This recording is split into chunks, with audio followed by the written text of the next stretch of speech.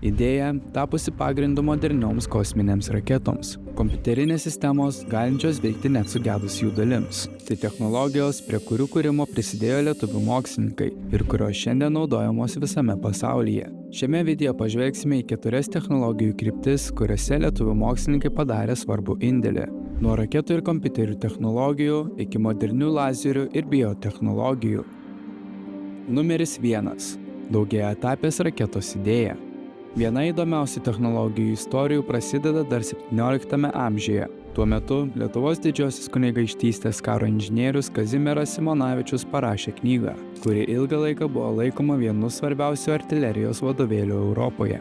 1650 metais Amsterdame išleistas veikalas Didysis artilerijos menas, lotyniškai Artis Magna Artillerija, aprašė raketų konstrukciją, jų naudojimą kare ir įvairius technologinius sprendimus, kurie tuo metu buvo itin pažangus. Šioje knygoje Simonavičius aprašė ir vieną revoliucinę idėją – daugiaetapės raketas. Tokios raketos veikia principu, kai viena pakopa sudega ir atsiskiria, o kita tęsia skrydį. Šis principas šiandien naudojamas beveik visose modernėse kosminėse raketose, nuo NASA iki SpaceX misijų. Nors Simonavičiaus laikais kosmoso technologijos dar neegzistavo, jo darbai padėjo pagrindus raketų technologijos vystymuisi Europoje. Jo knyga buvo perleidžiama daugybę kartų ir daugiau nei 200 mečius buvo naudojama kaip svarbus artilerijos ir raketų technologijos šaltinis. Numeris 2. Gedimams atsparios kompiuterinės sistemos.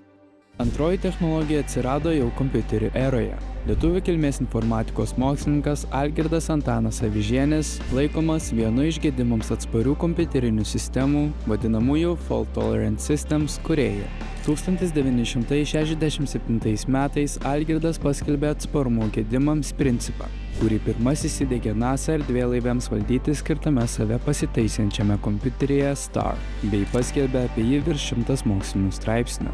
1970 metais jis gavo šio išradimo Jungtinių Amerikos Valstijų patentą, o vėliau buvo apdovanotas garbės ženklu ir Jungtinių Amerikos Valstijų medaliu už ypatingus nuopelnus. Šios technologijos esmė yra paprasta, bet labai svarbi. Kompiuterinė sistema turi veikti net ir tada, kai dalis jos komponentų sugenda arba vyksta programinės įrangos klaida. Tokio patikimumo ypač reikia kosmoso misijose. NASA zondai Voyager 1 ir Voyager 2 paleisti 1977 metais iki šiol veikia tarpžvaigždinėje erdvėje, todėl jų kompiuterinės sistemos turi gebėti aptikti klaidas ir prisitaikyti prie gedimų. Algirdas Avižienis dirbo Jungtinių Amerikos Valstijų UCLA universitete, kur tyrė kompiuterių patikimumą, klaidų aptikimo metodus ir sistemas, galinčias automatiškai kompensuoti techninius gedimus. Jo tyrimai padėjo sukurti metodus, kurie šiandien naudojami sistemose, kuriuose patikimumas yra kritiškai svarbus. Tai apima aviacijos valdymo sistemas, kosmoso technologijas, branduolinės elektrinės ir didelius duomenų centrus. Paprasčiau tariant, daugelis technologijų, kuriomis šiandien pasitikime kasdien, nuo bankų infrastruktūros iki skrydžių valdymo, remiasi tais pačiais principais, kuriuos tyrė ir vystė Algirdas Antanas Avižienis. Numeris 3. Lazeriai. Jeigu reikėtų įvardyti vieną technologijų sritį, kurioje Lietuva šiandien yra gerai žinoma pasaulyje, tai būtų lazeriai. Ši kryptis Lietuvoje pradėjo sparčiai vystytis 20 amžiaus antroje pusėje, daugiausia Vilniaus universitete ir mokslinių tyrimų institutuose. Vienas svarbiausių Lietuvos lazerių mokslo pradininkų buvo fizikas profesorius Algis Petras Piskarskas. Jo darbai padėjo suformuoti stiprią lazerinės fizikos mokyklą Lietuvoje ir padėjo pagrindus vėliau atsiradusiai lazerių pramoniai. Jo mokiniai ir kolegos, tarp jų Romualdas Danielius, Gediminas Račiukaitis, Andrius Dubietis ir kiti mokslininkai prisidėjo prie naujų lazerinių technologijų kūrimo ir jų pritaikymų pramonėje. Lietuvos mokslininkai ypač prisidėjo prie ultragreitų, dar vadinamų femtosekundinių lazerių kūrimo ir tobulinimo. Šie lazeriai generuoja itin trumpus šviesos impulsus, leidžiančius labai tiksliai tirti medžiagas ir stebėti greitus fizikos ar chemijos procesus.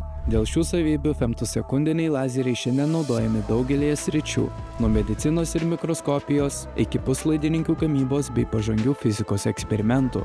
Iš mokslinių tyrimų Lietuvoje išaugo ir stipri lazerių pramonė. Tokios įmonės kaip Light Conversion, Expla, Optogama ar Exma Optics eksportuoja savo technologijas į dešimtis pasaulio šalių, o Lietuvos lazeriai naudojami daugelyje pažangiausių mokslinių laboratorijų pasaulyje. Dėl šių pasiekimų Lietuva šiandien laikoma viena svarbiausių ultragreitų lazerių technologijų kūrimo ir gamybos vietų pasaulyje, o Lietuvos mokslininkų darbai daro realią įtaką moderniai fizikai, medicinai ir aukštosioms technologijoms. Tačiau prieš tęsdami kviečiu aplankyti technaujienos.lt portalą, kuriame kasdien rasite patikrintas technologijų ir mokslo naujienas iš Lietuvos ir viso pasaulio. Nuoroda aprašyme. Numeris 4. Biotechnologijos. Biotechnologijos yra viena iš sričių, kuriuose Lietuva per pastaruosius kelis dešimtmečius pasiekė reikšmingų rezultatų pasauliniu mastu. Šios srities ištakos siekia 20-ojo amžiaus pabaigą, kai Lietuvoje pradėti intensyvūs molekulinės biologijos ir genetikos inžinerijos tyrimai.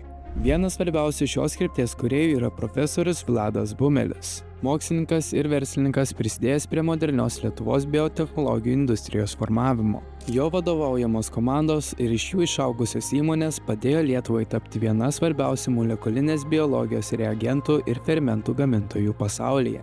Tokios technologijos naudojamos genetikos tyrimuose, medicinėje diagnostikoje, farmacijos kūrime ir vakcinų tyrimuose. Lietuvos mokslininkų sukurti fermentai ir molekulinės biologijos įrankiai leidžia mokslininkams greičiau analizuoti DNR, atlikti sudėtingus genetinius tyrimus ir kurti naujus vaistus.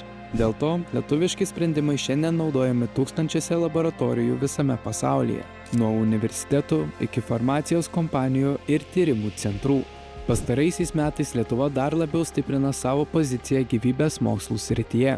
Vilniuje vystomas biotechnologijų miestas BioCity. Tai vienas didžiausių gyvybės mokslo infrastruktūros projektų Europoje, į kurios statybas Northway Healthcare Group planuoja investuoti apie 7 milijardus eurų.